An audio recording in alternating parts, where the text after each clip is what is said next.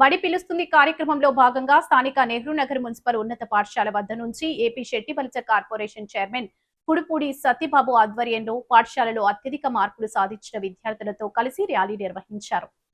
ఈ సందర్భంగా నెహ్రూ నగర్ పాఠశాల నుంచి పురవీధుల మీదుగా ఈ ర్యాలీ జరిగింది. కుడుపూడి సత్యబాబు మాట్లాడుతూ ఐటీ విద్యాశాఖ మంత్రి నారా లోకేష్ నాయకత్వంలో ప్రభుత్వ పాఠశాలలు ఈ ఏడాది అద్భుత ప్రగతి సాధించిందని తెలిపారు.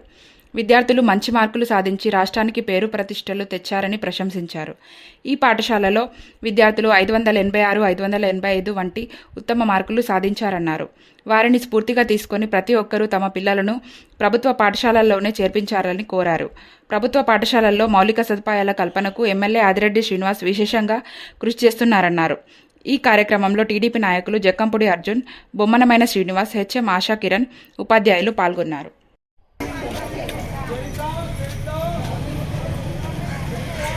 పిల్లల్ని జాయిన్ చేయాలి. గవర్నమెంట్ స్కూల్లో పిల్లలు జాయిన్ చేయాలి. ప్రైవేట్ స్కూల్లో మనబడి ప్రభుత్వ బడి